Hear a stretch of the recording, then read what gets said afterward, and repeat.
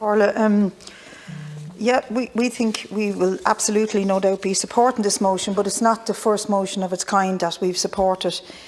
Throughout the last Dáil term, this issue came up again and again and again, but nothing seems to have changed. But I want to thank the movers of the motion, and I also want to congratulate the postmasters themselves, because they have been relentless in campaigning on this issue.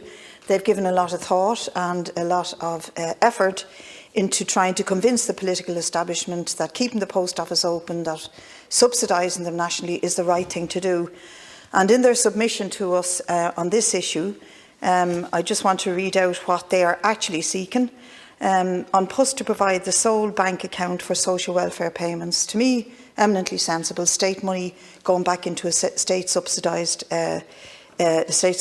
entity.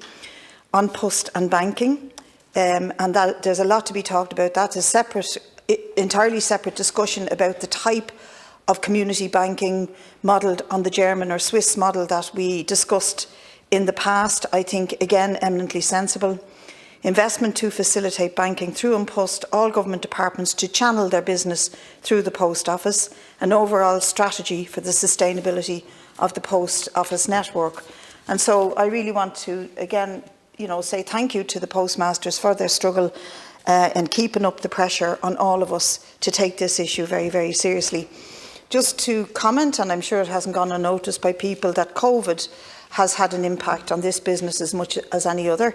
Their business reduced by 30% during that period, but it should be noted that they were one of the entities in many parts of this country that actually stayed open through the last lockdown. And without that sort of social fabric and that social connection, I think we would indeed be a very much a poorer society. So we support the motion, and we also support subsidising to whatever level is needed to maintain the network and to expand it, because its importance to rural life and community, and because it did stay open through COVID. But I want to make a few points about its importance to urban life as well.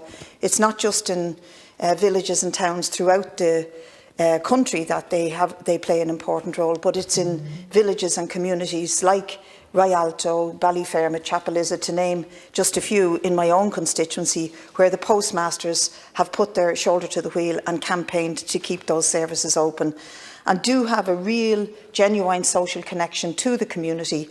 And so I think the importance of seeing this as a state service, not something that is to be played around with for the sake of profit, is really crucial to the sort of social fabric that we need to maintain and create. It is true, however, that the era of electronic media, etc., has impacted on the volume of mail and postal deliveries and all the rest of it. But these developments are not what are killing our post office network. I think we can all agree that the role of that I spoke about in the rural community is true, but also in urban working class communities. It's a vital social role and a link to the wider community that should be safeguarded and extended. And no doubt that when Fianna Fáil were on this side of the House, they're now on the opposite side in power, they supported and, very vociferously and passionately supported many motions that would keep the post office network open, that would create a community banking system, etc. But what we're seeing is the painful decline of the post office network, and it's not just demographics or inevitable sign of modernity. The rural post office's closing is actually a political decision. The inability and the unwillingness of government to give the kind of direct subsidies and support that is needed cannot be explained by ignorance or a disinterest or a disconnect with what's going on. The reason for the post office closures is, in fact, neoliberalism and the slavish devotion of many of the parties here in this House to the rules and strictures of that particular economic model, tendering out government contracts so that non-union, low-paid, precarious employment by firms that will undercut what the post office networks can achieve at the moment is what's the game here. And this is across all services and sectors. We've seen it in health, in education, in transport. It's just neoliberalism that decides that something, unless it has a tangible monetary value and create a profit, it's useless. And if the system doesn't have that ability to turn over profit. It must be commodified and privatised. And I think that that is the philosophy that's at the heart of the decline in our post office network. And that's why it's a fight.